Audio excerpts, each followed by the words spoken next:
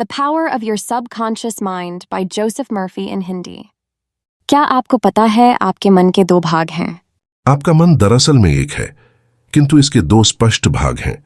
दोनों की विशेषताएं अलग हैं।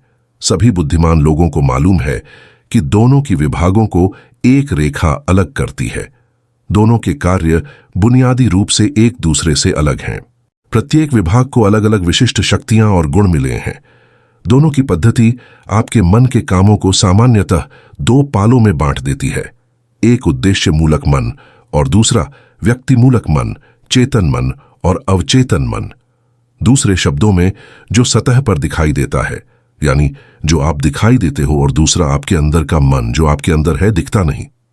इसे स्वैच्छिक मन और अनैच्छिक मन अथवा पुरुष मन और स्त्री मन जैसे अनेक प्रकार से कहा जा सकता है। वीडियो सीरीज में सभी जगह इन दो मनों के लिए चेतन और अवचेतन शब्दों का प्रयोग मिलेगा। चेतन और अवचेतन मन के कार्यकलाप। इन दो मनों के कार्यकलापों को समझने का एक नायाब तरीका है। मान लीजिए कि आपका मन एक बाग है और आप उस बाग के मालिक हैं। आप दिन भर अपने विचारों के बीज बोते हैं। ये वे विचार हैं जिन्हें आप अपनी आदतों के अनुरूप सोचते हैं। आप जैसे विचारों की बुवाई करते हैं, आपको वैसे ही परिणाम आपके शरीर और आपके आसपास मिलते हैं। सुख, शांति, सही कामों, शुभ इच्छाओं और खुशहाली के विचारों का रोपण करना शुरू करें। धैर्य से बैठकर पूर्ण रुचि के साथ इन गुणों पर चिंतन करें और उन्हें पूर्ण रूप से अपने चेतन मन में, अर्थात अपने सोचने समझने के मन में स्वीकार करें, उन्हें अंगीकार करें। अपने मन के बगीचे में इन विलक्षण बीजों बुवाई करें और उनकी शानदार फसल का लाभ कमाएं। आपके अवचेतन मन की मिट्टी खूब उपजाऊ है, जिसमें सभी प्रकार के बीज उग जाते हैं, अच्छे भी और बुरे भी। लेकिन जरा सोचिए, क्या कांटों को रोपने से कहीं अंगूर मिलेंगे या गोखरू के पेड़ में अंजीर लगेंगे? नहीं। इसलिए प्रत्येक विचार महत्वपूर्ण है, क्योंकि यही कारण है जिसके प्रभाव से फल मिलते हैं।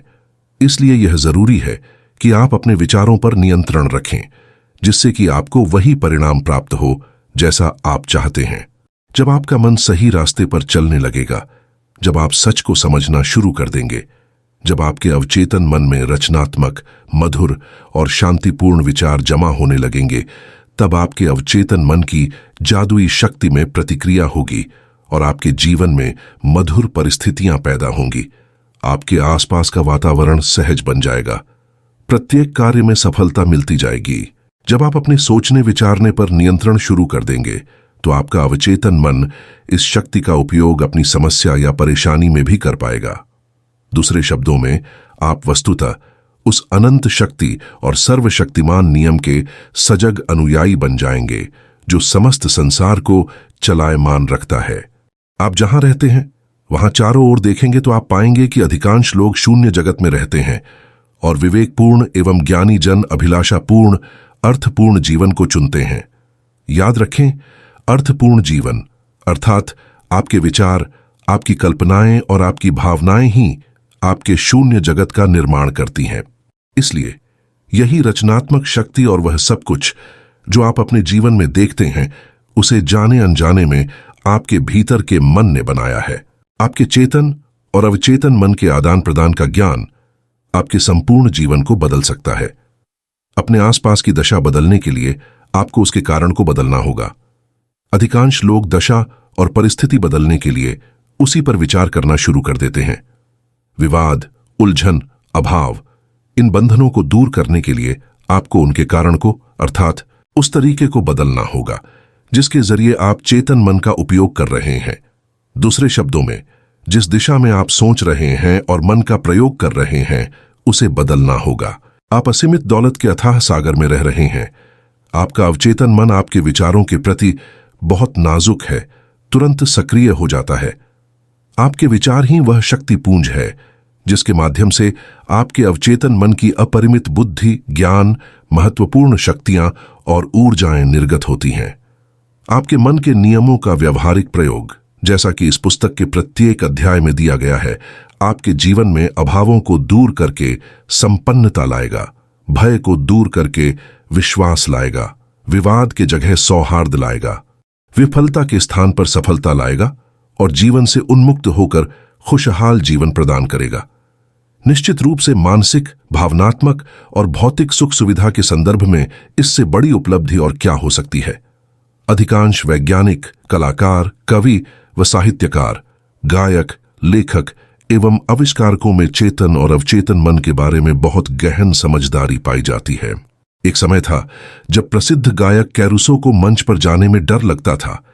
पहली बार जब वे मंच पर गए तो उनका गला डर से अवरुद्ध हो गया, उनका चेहरा पसीने से तरबतर हो गया और उसी स्थिति में उन्हें मंच से उतर जाना पड़ा। वे शर्म और घबराहट में मंच के पीछे चले गए। वे सोचने लगे, सब हंस रहे होंगे, मैं गाने गया था पर गा नहीं सका। तब उन्होंने स्टेज के पीछे खड़े लोगों के बीच चिल्लाकर कहा, डर मेरे मैं का गला घोंटना चाहता है। फिर दोबारा उन्होंने चिल्लाकर कहा, भागो ये डर भागो, तुम्हें भागना होगा, यहां से भागो। यहां मैं का अर्थ अवचेतन मन के अपार शक्ति और विवेक से है, जिसने चिल्लाकर कहा था, भागो यहां से, मुझे अब गाना शुरू करना है। उनके अवचेतन मन से शक्ति का निर्गम हुआ। जब उन्हें दोबारा स्टेज पर बुलाया गया तो वे विश्वास के साथ स्टेज पर गए एवं बड़े शानदार तरीके से ओजपूर्ण एवं मधुर आवाज में गाना गाकर वहां मौजूद लोगों का दिल जीत लिया। अब आप समझ गए होंगे, कैरूसो ने मन के दो रास्तों को समझ लिया होगा। आपके चेतन या अवचेतन मन में आपके विचारों की प्रवृत्ति के अनुकूल प्रतिक्रिया होती है। जब आपका चेतन मन डर, चिंता और हड़बड़ाहट में होता है तो आपके अवचेतन मन में बैठी नकारात्मक भावनाएं निर्गत होने लगती हैं और आपका चेतन मन घबराहट, आतंक, भय और निराशा से भर जाता है। जब कभी आपके साथ ऐसा हो तो कैरूसो की तरह नकारात्मक विचारों के समक्ष पूरे साहस और विश्वास के साथ अपने मन में कहो, शांत रहो, धीरज रखो, मैं नियंत्रण में हूं। आपको मेरा आदेश मानना होगा, मेरा आप पर अधिकार है। आप यहां नहीं आ सकते, यहां आपकी जरूरत नहीं है।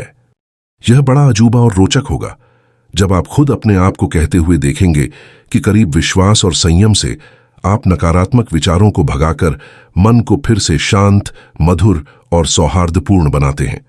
आपका अवचेतन मन आपके चेतन मन का विषय है और इसलिए इसे अवचेतन या विषय मूलक मन भी कहते हैं।